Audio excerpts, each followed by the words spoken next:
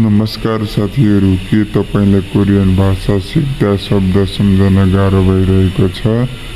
चिन्ता नलिनुहोस्। आजको भिडियोमा म तपाईलाई 10 मिनेटमै सजिलो शब्द र वाक्य संरचना सिकाउने छु।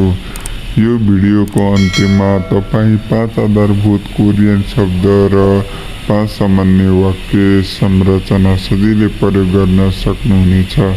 तयार हुनुहुन्छ? सुरु गरौँ।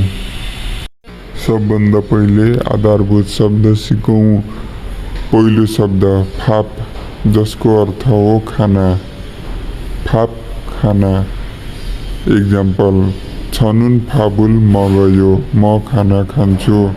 दोस्रो शब्द मूल, जसको अर्थ हो पानी। मूल पानी। एक्जाम्पल, मुरुल छुसेयो, कृपया पानी दिनुहोस्। तेस्रो शब्द हाक्यो, जसको अर्थ हो विद्यालय। हाक्यो विद्यालय। एक्जाम्पल, छनुन हाक्यो खायो, म विद्यालय जान्छु। चौथो शब्द इल, जसको अर्थ हो काम। इल काम। एक्जाम्पल, छनुन इरुल हेयो, म काम गर्छु। पाँचौं शब्द छिन्गो, जसको अर्थ हो साथी। छिन्गु साथी। एक्जाम्पल, खुनन छे छिन्गु एयो, ऊ मेरो साथी हो। अब तपाईले 5 आधारभूत शब्द सिक्नुभयो। Daily sentences. अब 5 वटा सामान्य वाक्य संरचना अभ्यास गरौँ। पहिलो, नानुन डडडड हाम्निदा, म डडडड गर्छु। एक्जाम्पल, नानुन खोङ्बु हाम्निदा, म पढ्छु।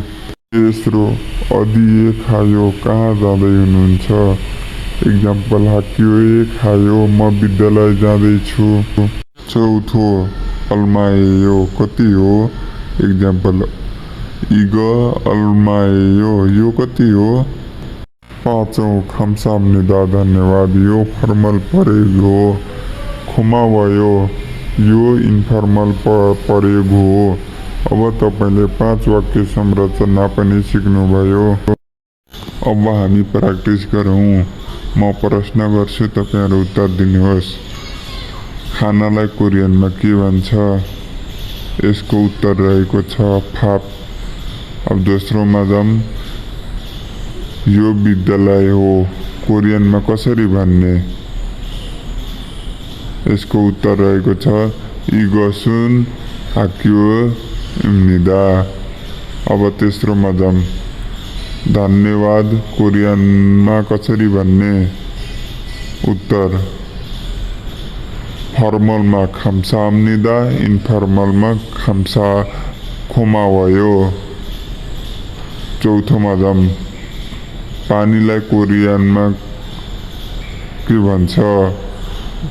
यसको उत्तर रहेको छ मूल। यसरी नै तपाईहरु पनि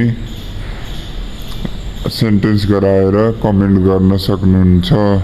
अब कोरियन संस्कार सिकौं। अब एकदमै उपयोगी कल्चरल टिप्स। कोरियनमा धन्यवाद भन्ने 2 तरिका हुन्छ। फर्मलमा धन्यवाद भन्दा खम्साम्निदा भनिन्छ भने इन्फर्मलमा धन्यवाद भन्दा खुमावयो भनिन्छ। यदि तपाई ठुलो उमेरका वा अपरिचित मान्छेसँग भेट हुँदा धन्यवाद भन्नलाई खम्साम्निदा प्रयोग गर्नुपर्दछ। यदि साथी वा नजिकको मान्छेसँग हुनुहुन्छ भने खुमावयो भन्न सक्नुहुनेछ।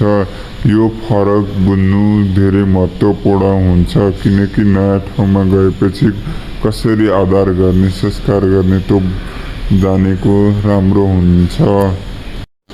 आज हामीले के सिकौं? 1 नम्बर 5 आधारभूत शब्द खाना, पानी, विद्यालय, काम, साथी। 2 नम्बर 5 सामान्य वाक्य संरचना। नानुन डडडड हाम्निदा, इगसुन डडडड इम्निदा, अदिए खायो, अल्माएयो, खम्साम्निदा। अब तपाई यी वाक्यहरू सजिलै प्रयोग गर्न सक्नुहुन्छ। यदि यो भिडियो उपयोगी लाग्यो भने कृपया लाइक शेयर सब्सक्राइब गर्न नबिर्सिनुहोला। अर्को भिडियोमा हामी अझै नयाँ कोरियन शब्द र अभिव्यक्ति सिक्नेछौँ। धन्यवाद। खम्सामनिदा। फेरि भेटौँला। By by.